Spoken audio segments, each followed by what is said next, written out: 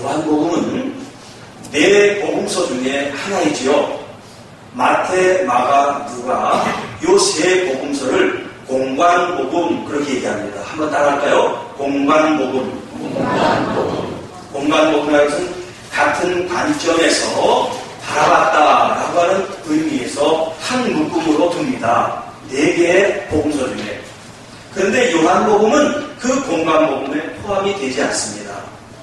포함이 되지 않는 이유가 이 공관복음 세 복음서와 다르다는 거예요. 틀리다는 게 아닙니다. 다르다는 거예요. 그래서 공관복음과 요한복음을 따로 이렇게 분리를 합니다. 자, 그러면 성경에 있는 것을 근거로 왜 그러면 이렇게 구별을 했을까요? 자, 공관복음은 예수님의 사역이 주로 어디냐면 북쪽 갈릴리예요.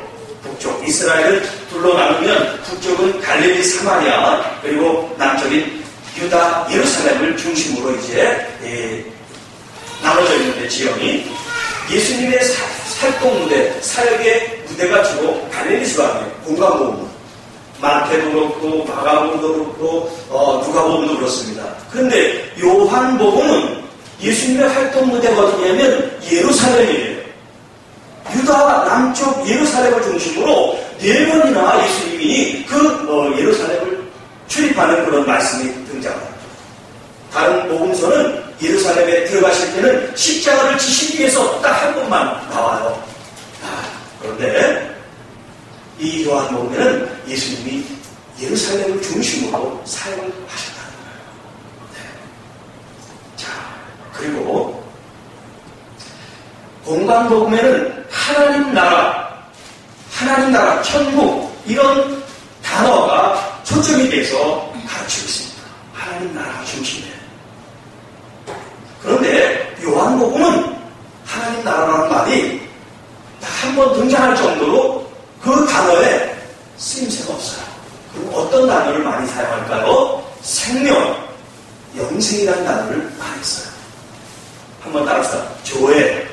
아까 이제 제가 조회라는 말을 많이 했고요. 아침에 쓰는 조회가 아니에요. 조회. 이것은 생명이라는 뜻이에요. 생명. 요한복음은 생명, 영생을 강조하고 다른 공관복음은 뭘 강조한다고요? 하나님 나라, 천국에 대한 가르침을 주고 있습니다. 물론 이 생명과 하나님 나라가 이제 나중에 이제 같아진다는 것을 제가 나중에 설명을 드리겠지만 이제 개념적으로 보면 그렇게 달라졌습니다. 그리고 공관복음은 예수님의 인성, 그래서 역사적 예수라는 그런 말을 씁니다. 인성, 예수님이 사람으로서 어떤 모습을 하셨나 거기가 초점이 되어 있어요. 그런데 요한복음은 예수님의 신성, 하나님 되심을 나타내요. 그러니까 하나님의 영광이 있어요. 초점이 다른 거예요. 틀린 게 아닙니다. 그렇다고 마태, 마가, 누가 공관복음은 무슨 차원이 다르고 좀 낮고 요한복음은 신적이고 좀 거룩하니까 좀 높고 그런 뜻은 아니에요. 하나님께서 예수님의 인성도 또 예수님의 신성도 우리에게 가르쳐야 되기 때문에 이 사복음서를 주시는 것이라고 여러분이 받아들이면 됩니다. 그 공관복음은 주로 비유를 통해서 말씀하세요. 비유. 씨 뿌리는 자의 비유라든가 강아지 비유라든가 많은 비유 있죠. 그런 비유를 가지고 공관복음은 예수님의 하나님 나라를 가르칩니다. 그런데 요한복음에 보면 그런 비유의 말씀보다 주로 대화가 나와요. 대화. 예를 들어서 사마리아 여인과 예수님이 대화를 하면서 거기 예배에 대한 말씀, 메시아에 대한 말씀, 전도에 대한 말씀 여러 가지 말씀들을 쭉 엮어가는 그런 이야기체로 많은 이야기가 등장을 합니다. 자, 그러니까 서로 특징이 조금씩 다르기 때문에 그 요한복음을 읽으면 재미있어요. 마치 이야기가 쭉 흘러가기 때문에 그런 그 필기하는 그런 어법이라 그럴까? 이 서체가 서로 틀리다는 걸 이제 알 수가 있습니다. 그리고 또 중요한 것 중에 하나는 뭐냐? 다른 공관복음에 없는 독특한 구조가 있어요. 어떤 구조냐면 7가지의 구조를 가지고 있어요. 어떤 7가지냐면 7가지 예수님께서 나는 누구라고 말하시는 본문이 등장해요. 그것을 헬라어로 좀 유식하게 신학적으로 에고 에이미 이렇게 얘기합니다. 나는 누구다. 영어로는 I am 하고 뒤에 이렇게 명사가 붙죠? 이 사람이 누군지, 뭐 학생이다, 교사다, 목사다, 그렇게 붙죠? 예수님이 나는 누구다라고 말씀하실 때, 여러분 기억나는 게 뭡니까? 예수님이 나는 누구다라고 얘기한 기억나는 거 뭐가 있을까요? 나는 선한 목자도 있고, 양의 문도 있고, 생명의 떡도 있고, 예수님이 나는 누구다 그런 말 안 했어요. 요한복음에는 7가지 주님께서 독특하게 하실 말씀이 등장합니다. 첫째는 뭐냐면 생명의 떡, 두 번째는 세상의 빛, 세 번째는 양의 문, 그 다음에 네 번째 선한 목자, 다섯 번째 부활이요 생명, 여섯 번째 길과 진리와 생명, 그리고 마지막으로 참 평강. 예수님이 이 7가지 비유를 우리에게 말씀하세요. 나는 누구다. 나는 누구다. 그리고 또 하나 7가지 아주 중요한 말씀이 등장하는 부분은 표적이 7가지가 나와요. 다른 공간복음에는요 표적이 많이 나와요. 예수님이 하신 기적이 많이 등장합니다. 근데 요한복음은 7가지만 딱 추렸어요. 다른 것들은 다 필요가 없고 중요하지 않아서 아니에요. 그런 뜻이 아니라 좀 전에 말한 것처럼 요한의 독특한 구조를 가지고 7가지를 추린 거예요. 그래서 간단히 보면은 첫 번째 물로 포도주를 만드세요. 그 다음에 왕의 신하의 아들을 고치세요. 그리고 38년 된 병자를 고치죠. 그리고 5,000명을 먹이는 이야기가 나오고 무리를 걷습니다. 그리고 나면서부터 소경된 사람을 고치고요. 마지막으로 죽은 나사로를 살리세요. 자, 이렇게 표적이 쭉 있고 7가지 나는 누구라 이렇게 따로 떨어져 있는 것이 아니라 이것이 서로 오버랩, 서로 같이 이렇게 주고받으면서 연결이 되어 있어요. 마치 나선이 이렇게 돌아가면서 꼭지점에 정점 있는 것처럼 바로 구조가 그렇게 되어 있어요. 나선형 구조라고 얘기합니다. 그러니까 성경 말씀을 그냥 아무 생각 없이 읽는 것이 아니라 그런 구조를 알고 하나님 말씀을 읽으면 이것이 어느 정점을 향해서 지금 말씀이 가고 있구나 여러분들이 캐치하셔야 돼요. 이거 읽고 저 읽고 이거 읽고 저 그렇게 산만하게 성경이 써있는 책이 아닙니다. 여러분들 알고 어떤 목적을 갖고 읽고 그것을 깨닫도록 구조적으로 만들어진 성경이 되신 거예요. 요한은 다른 공간복음서에 비해서 상당히 문학적으로 우리에게 새로운 관점을 보여주고 있는 책입니다. 그리고요, 아주 중요한 것 중에 하나는 뭐냐? 다른 공간복음에서는 예수님을 하나님의 아들이라고 그렇게 지칭해서 그렇게 가르치지 않습니다. 그런데 요한복음에서만은 예수님이 하나님의 아들이라고 얘기합니다. 그래서 요한복음에 특별히 보면 하나님을 다 아버지 기도를 해도 아버지 그 아들이 아버지의 어떤 관계인지 우리에게 설명해 주고 있습니다. 여러분 제가 성령 안에서 새롭게 될 때 첫 번째 만난 개념이 바로 이 아버지의 개념이었어요. 저에게도 육신의 아버지가 있었습니다. 그리고 저에게도 육신의 딸이 있습니다. 자, 그런데 정말 아버지가 뭔지를 잘 몰랐어요. 그런데 제가 깨어지는 어떤 그런 아픔을 경험하면서 제 자신이 아버지가 된 것과 또 하나님이 나의 아버지라고 하는 사실을 이건 계시해 주신 거예요. 계시해 주셨어요. 성경에 뭐 아버지 있는 말 얼마나 많이 씁니까? 또 우리가 기도할 때마다 하나님 아버지 얼마나 많이 외칩니까? 그런데 내 심령 속에 그 아버지가 들어오지 않았던 거예요. 하나님은 들어오셨지만 아버지가 들어오지 않으셨어요.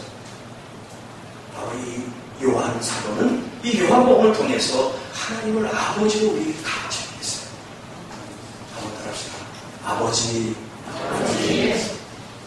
좀 아버지에 대한 단어가 무거우신 분도 계시고 또 이렇게 좀 언짢은 분도 계시지만 여러분 예수 그리스도 안에서 편안해지시기를 축복합니다. 아멘. 아버지 얼마나 아름다운 단어입니다. 또 엄마들은 삐지니까 어머니 한번 봅시다. 어머니. 미안해요.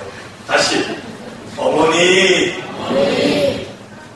여러분 우리가 다 나이가 드신 분들은 아버지고 나이가 드신 여자분들은 다 어머니세요. 그걸 갖다가 하나님께서 우리에게 가르쳐 주시대요. 아버지와 아들의 다른 복음서에는 등장하지 않는 독특한 예수 그리스도, 이걸 기독론, 그리스도론, 크리스톨로지, 그런 말을 사용합니다. 그리고 여섯 번째, 성령론이 독특해요. 다른 본문에도 성령님이 등장을 합니다. 그런데 요한복음에는 특별히 보혜사 성령님을 강조해요. 그리고 그 성령님을 통해서 우리가 어떻게 예배해야 되는지 말씀하세요. 그리고 성령님이 오시면 우리의 죄와 의와 심판에 대해서 어떤 사역을 하시는지를 가르쳐주고 계세요. 그래서 다른 복음서와 이 요한복음이 색깔이 다른, 방향이 조금씩 다른 모습을 우리에게 보여줍니다. 그리고 이제 오늘 제가 이제 말씀을 드리겠지만, 이 요한복음에는 로고스의 개념이 있어요. 말씀. 로고스의 개념이 있습니다. 그리고 이원론적으로 빛과 어둠에 대한 이야기가 있어요. 다른 본문, 다른 공간복음에서 취급하지 않는, 다루지 않는 그런 주제를 특별히 이 요한복음이 많이 다루고 있어요. 자, 그래서 많은 학자들에게 물었습니다. 물론 신학자들이죠. 많은 신학자들에게 묻습니다. 만약에 66권 성경 중에서 딱 한 권을 취해야 된다면 당신은 어떤 성경을 취하겠습니까? 라고 물었어요. 그래서 제가 바로 물어봐서 답을 하나요? 네. 예, 둘로 나눠졌는데 한 사람은 로마서, 그리고 한 무리의 사람들은 요한복음을 선택해갑니다. 저에게 그 질문을 하면 제가 무엇을 대답할까요? 네, 눈치 없으신 분은 로마서라고 말하세요. 네. 여러분이 만약에 이제 요한복음을 주요 같이 말씀을 들으면서 이제 좀 더 나가면 여러분도 그렇게 반하게 될 겁니다. 이 안에 도학은 있습니다. 아멘. 이 안에 생명이 있습니다. 아멘. 여러분, 예수님의 이 요한복음의 저자가 누구냐? 누굴까요? 요한이죠. 어떤 요한이요? 요한이 너무나 많거든요. 세베대의 아들, 그렇죠. 세베대의 아들. 세베대는 두 아들이 예수님의 제자가 됐어요. 누구와 누구죠? 야고보와 요한. 그런데 성경에 보면 이 야고보와 요한이 예수님을 따를 때 사꾼들을 두고 예수님을 쫓았다.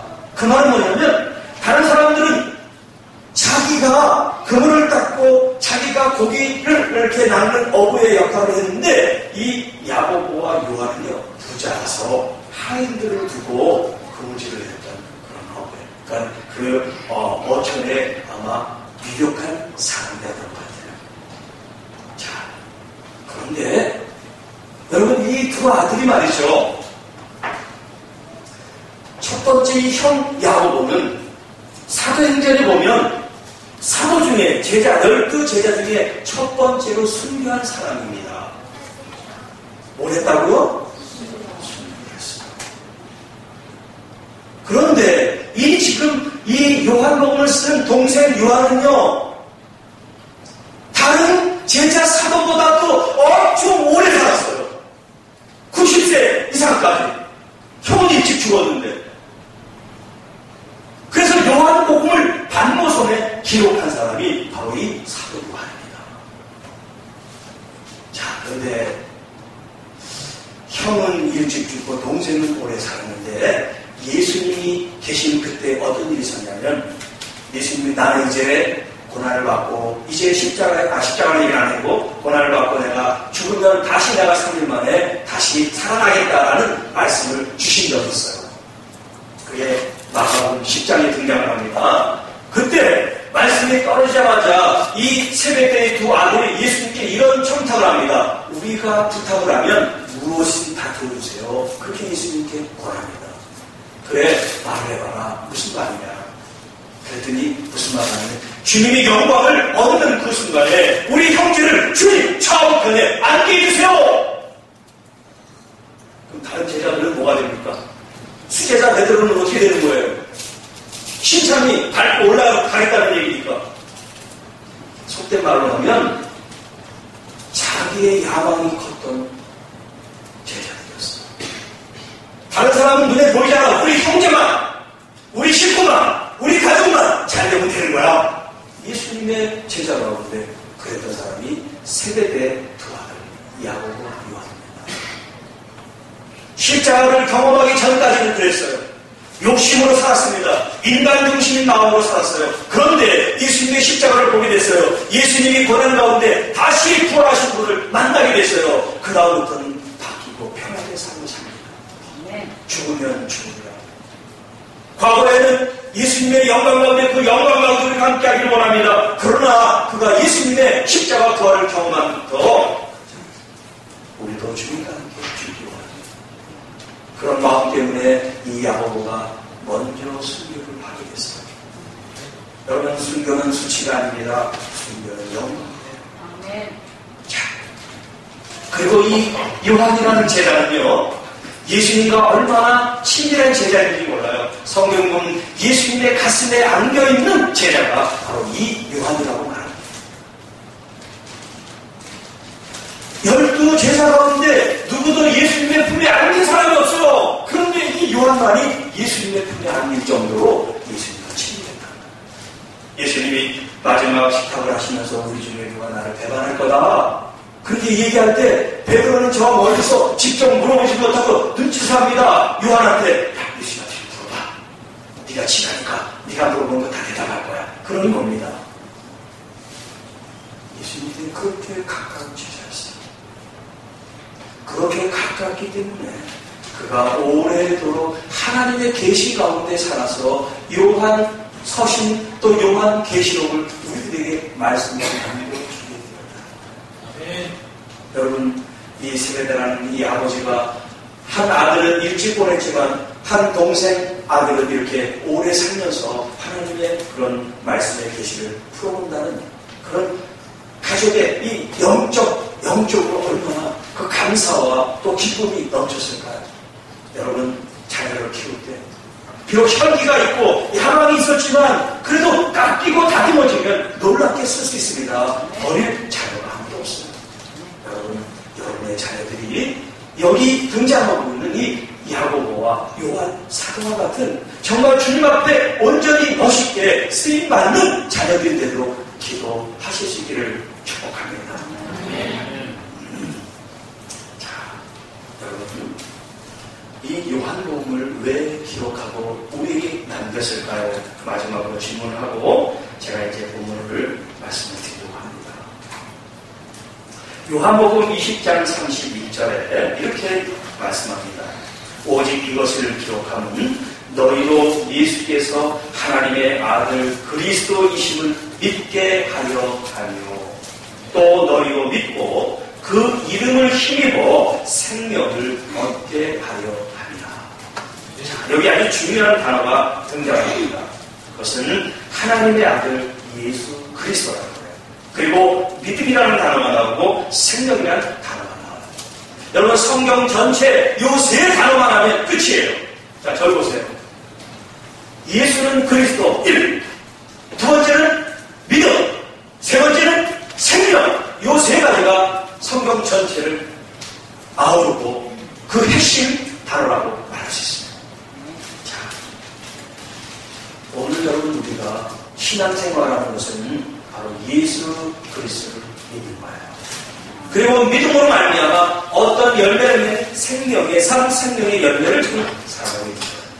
아까 얘기한 예수님의 생명 조회가 여러분 안에 다 있습니다. 믿지 않는 사람은 없어요. 산다고 해서 그 사람도 똑같이 우리에게 조회가 있느냐? 아닙니다. 이것은 예수 그리스도를 믿는 사람에게 주신 하나님의 특권이에요. 여러분에게만 있는 거예요. 그러니까 믿지 않는 사람과 똑같은 생각, 똑같은 삶을 살면 안 돼요. 여러분, 예수님의 생명을 안고 있는 사람이에요. 예를 들어서 여러분이 한 1억짜리 지금 보석을 가지고 있어요. 그런데 어떤 사람은 그것이 1억짜리 가치가 있는지를 알아요. 그런데 어떤 사람은 똑같은 걸 가지고 있는데 그 가치를 몰라요. 몰라서 거지처럼 살아. 형편없이 살아. 인간적으로 살아. 자기가 부유한 사람인데도 불구하고. 여러분, 우리에게는 세상이 줄 수 없는 생명, 이 생명이 여러분에게 있음을 믿으시기 바랍니다. 자, 이제 믿음을 통해서 생명을 주는 것이 다른 말로 구원인데, 하나님이 우리를 구원하시기 위해서 두 가지 필요한 조건이 있습니다. 첫 번째 조건이 뭐냐면 초월성이에요. 한 따라서 초월성. 이 초월성이라는 것은 뭐냐면 사람 같아서 하나님이 사람 같아서 우리를 구할 수 없어요. 사람이 사람을 구할 수 없기 때문에. 그러니까 하나님은 우리보다 뛰어나신 초월성을 가지고 계신 전지전능한 하나님이셔야 돼요. 자, 그런데 전지전능만 해서 우리를 구원할 수가 없어요. 그분이 우리에게 오셔야 돼요. 선생님이셔야 돼요. 그리고 우리가 그 손을 잡을 수 있게 해주셔야 돼요. 그걸 하나님의 내재성이라고 얘기합니다. 한번 따라합시다. 내재성. 그러니까 하나님께는 이 두 가지 초월성과 내재성이 함께 있는 거예요. 그래서 오늘 우리에게 손을 내밀어서 구원의 손길을 통해서 우리가 그것을 붙잡고 주님을 당하면 우리는 구원에 이르고 참 생명에 이르는 것입니다.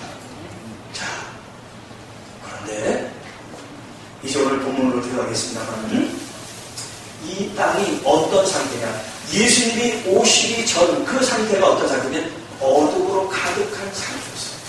어둠으로 가득한 상태.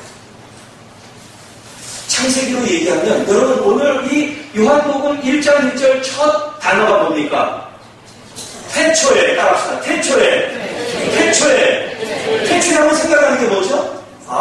창세기 1장 1절 태초에 하나님이 천지를 어떻게 합니까? 여러분 히브리 말로 그걸 베레시트라고 얘기합니다. 베레시트. 이 베레시트가 이 창세기의 이름이에요. 그러니까 우리는 창세기, 영어로는 제네시스 이렇게 얘기하지만 히브리 사람들은 그렇게 얘기 안 해요. 무슨 말인지 몰라. 걔들은 첫 단어가 성경책이에요. 첫 단어가. 그러니까 그 히브리 사람들의 개념으로 얘기하면 우리가 이 요한복음을 뭐라면 태초에 읽었어? 그렇게 얘기해요. 태초에 읽었어? 태초에가 성경책 이름이니까. 네. 히브리 사람들은 그렇게 책 이름을 붙인단 말이에요.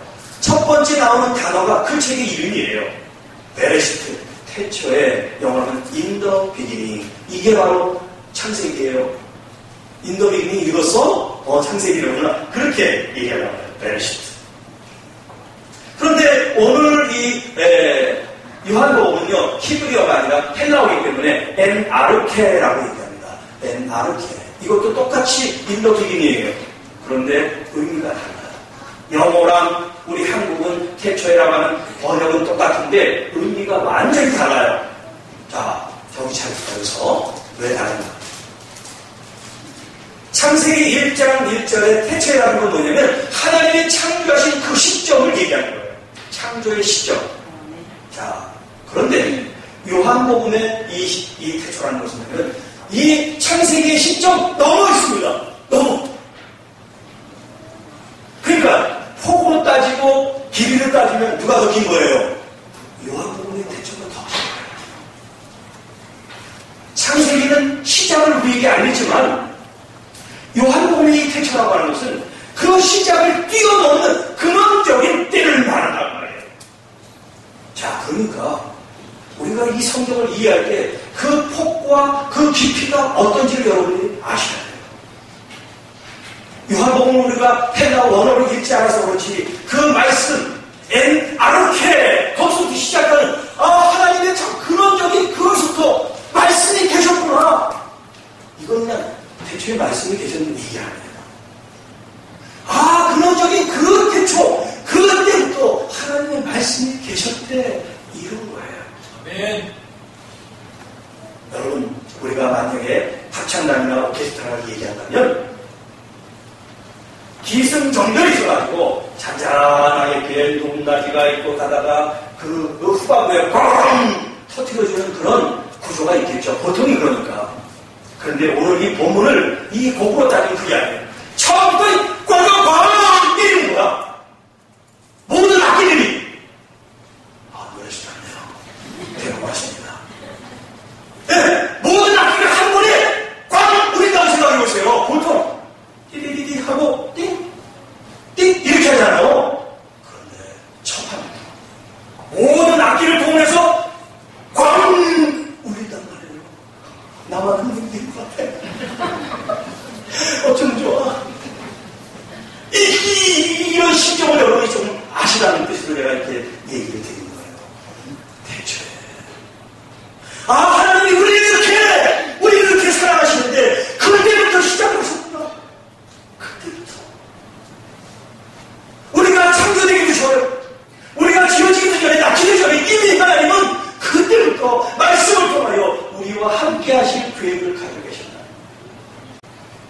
창세기에 그 태초에 하나님 창조한다고 그 다음에 등장하는 단어가 뭐죠? 네. 땅이 혼돈하고 공허하며 흑암이 깊다. 그리고 하나님의 영이 수면을 운행한다고 말씀하세요. 여러분, 창세기에 하나님이 창조하기 전 모습이 공허하고 그 다음에 혼돈이 있고 그 다음에 흑암이 있어요. 어둠이 있어요. 자, 지금 요한복음으로 말하면 예수님이 이 땅에 뭘 오셨냐면 우리가 다음 시간에 말씀드리지만 빛으로 오셨어요. 왜 빛으로 오셨습니까? 어둡기 때문에. 사람들이 빛을 피하고 어둠을 선택했는 거예요. 창세기에는 그 혼돈과 공허하고 그런 질서가 없는 그 어둠 속에 있는 백성들에게 하나님께서 천지를 창조하고 사람을 창조하신 그 구조와 이 요한복음의 구조가 지금 일맥상통하고 있다는 거예요. 자, 그런데 창세기에는 아직 구원이 지금 나오지 않았습니다. 그런데 요한복음은 구원이 등장해요. 여러분, 그 창세기에는 이 육신의 생명이 있습니다. 육신의 생명. 그래서 모든 육체의 생명들 또 생물들이 호흡을 하지요. 그리고 사람도 생기력으로 호흡을 하게 생기를 주셨습니다. 생명이 있습니다. 그런데 예수님이 말씀하시는 이 요한복음의 이 생명은 우리의 육신적인 생명이 아니에요. 이것은 영적인 생명이에요. 여러분, 육신적으로 혼돈하고 공허하고 흑암이 있는 게 아니에요. 영적으로. 하나님을 모르고 하나님 없는 삶 자체가 뭐냐면 혼돈이에요. 공허예요. 그게 흑암입니다. 여러분, 태초에 말씀이 계십니다. 여러분, 이 말씀이 누구냐? 창세기 1장 이제 3절에 보면 하나님이 이르시되 혹은 다른 부분에 가라사대 말씀하셨다. God said. 하나님 말씀하셨다. 그것이 히브리말로 다바드라고 얘기하는데 이 말이 뭐냐면 오늘 여기 있는 로고스라는 말이에요. 자, 그러니까 말이라는 것은 뭐냐면 오늘 우리가 말을 하면 이것이 사건으로 나타납니다. 그냥 말은 정체에서 가만히 있는 것이 아니에요. 말이 뱉어지고 말이 밖으로 표현되면 이것이 사건화가 됩니다. 좋은 일도 되고 나쁜 일도 됩니다. 하나님께서 뭐라고 말씀하십니까? 빛이 있으라라고 말씀하십니까? 그대로 되었다라고 합니다. 하나님께서 말씀을 주셨어요. 되었다라는 것은 뭐냐? 사건화 되었다는 거예요. 말씀이 이루어졌다는 겁니다. 여러분, 이제 14절에 가면 알겠지만 말씀이 육신이 됐다는 표현을 합니다. 말씀이 육신이 됐다. 예수님께서 이 땅에 말씀으로 육신의 몸을 입고 오셨다는 거예요. 바로 태초에 말씀이 계신데 그 말씀이 하나님과 함께 계셨고 그 말씀이 하나님이라고 우리에게 결론지어 얘기합니다. 여기 말씀이 하나님과 같이 있었다는 것은 함께 있었다는 것은 그 원어로 표현하면 얼굴과 얼굴을 대했다 그런 표현이에요. 얼굴과 얼굴을 대했다. 여러분, 얼굴과 얼굴을 대했다는 표현이 뭡니까? 서로 대면하고 서로 이야기한다는 거예요. 그렇게 친밀하다는 거예요. 여러분, 친밀할수록 뭐가 통하죠? 마음이 통합니다. 뜻이 통합니다. 그래서 친구예요. 통하지 않는데 친구? 없어요. 그건 친구가 아니죠. 원수지. 여러분, 부부도 마음이 같이 얼굴만 본다고 해서 부부가 아니라 서로 마음이 통하고 뜻이 통할 때 부부라고 얘기할 수 있어요. 예수님께서 말씀으로 하나님과 함께 하시고 하나님과 같이 계신데 그것이 하나님 존재가 아니라 두 가지 존재, 두 개체인데 두 존재인데 하나라는 거예요. 말씀. 아버지의 마음과 아들의 마음이 일치가 됐다는 거예요. 그래서 예수님께서 사역하실 때마다 내가 내 말을 하는 것이 아니라 아버지의 말을 내가 하는 것이다. 내가 내 뜻대로 하는 것이 아니라 아버지께서 보이신 것을 내가 행하는 것이다. 말씀하는 이유가 아버지와 아들이 하나이기 때문에 그렇습니다. 그래서 말씀이 하나님이라는 거예요. 그 말씀은 누구냐면 예수 그리스도를 가르칩니다. 나옵시다. 예수 그리스도. 예수 그리스도. 이분이 바로 로고스 말씀이세요. 이것이 지혜의 문서 그 잠언에 보면 지혜, 소피아라는 말로 사용하죠. 소피아. 여러분,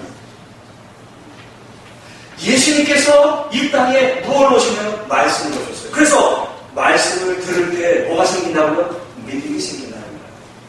믿음이 생길 때 어떤 역사가 나타나요? 생명의 역사가 나타나는 겁니다. 오늘 여러분 경청해 주셔서 감사합니다.